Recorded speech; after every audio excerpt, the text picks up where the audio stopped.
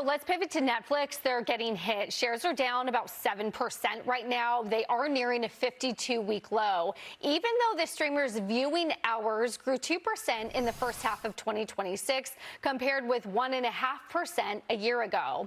Joining me now, I'm pleased to say, Citigroup media and entertainment analyst Jason Bazinet. He has a buy rating on Netflix, but just trimmed his price target a little bit, down to $100 a share from $115. Jason, so great to have you.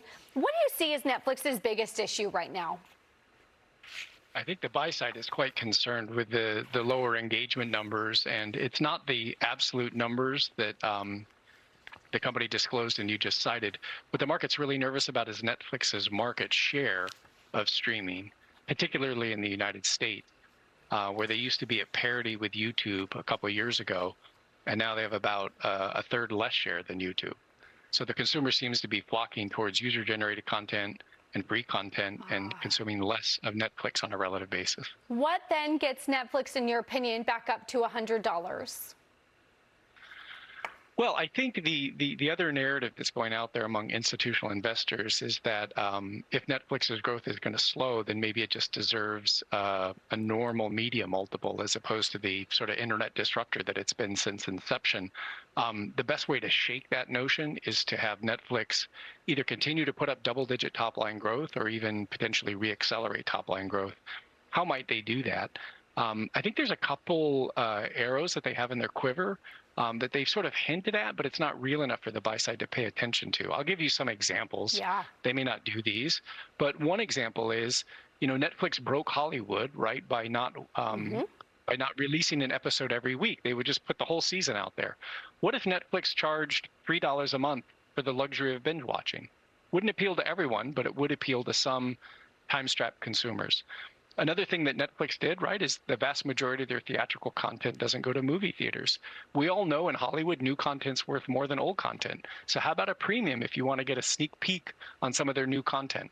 And so I think there's sort of simple nudges that they could make to their business model to keep the top line in that double-digit rate. But right now, everyone thinks it's going to decelerate right down to traditional media. So in terms of pricing power, because we've talked about this as a company that has raised prices and it hasn't impacted them yet in a big way. What do you say to people like me who I'm like, I remember when it was $5 a month, everything now is $10 to $13 a month. I'm canceling. I'm done. I don't want to do it. How do you respond to that? Well, I think there's two things. When we go through the math and we look at these streaming services, when you compare the price the consumer pays divided by the hours consumed, Netflix is about half the price of all the other rivals. Wow, so that's the first okay. point. Yeah. And the second thing that I'd say is that if you are a price-sensitive consumer with the ad tier, which launched a couple of years ago, you could always spin down to something that's a lot less expensive, single-digit per month, and take ads. You're looking at me, so thank you on that. Live sports has been all the rage, and frankly, Netflix did a great job with, I believe it was like the boxing match, and I know during football season, around the Christmas time, they were sort of taking off the training wheels and finally competing in live sports. Is that a legitimate growth opportunity for them? I mean, I would say yes and no, just in round numbers. Netflix spends about $20 billion a year on content. Only $1 billion is directed towards these live events. So it's small. It's a very expensive way to get engagement. But when you go through the math, consumers, the value that they put on live events like sports is about 7 times larger than what they would ascribe to a scripted show.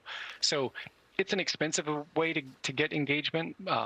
What I would say is the reason they're moving into live is it's not a coincidence that Netflix launched ads when they launch sports, because what marketers really want to do is they don't want to put their ad against a scripted show. They want to put it against some live news or sporting event.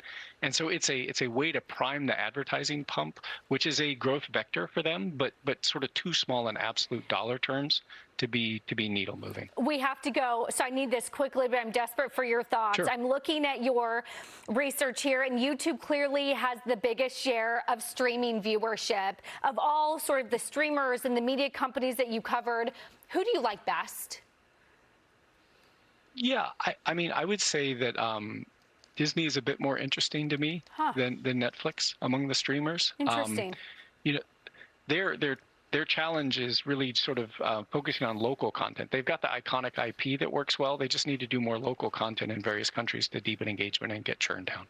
Jason Bazinet, thank you so much for your time and your expertise, especially on shares of Netflix having a big day today. Thank you.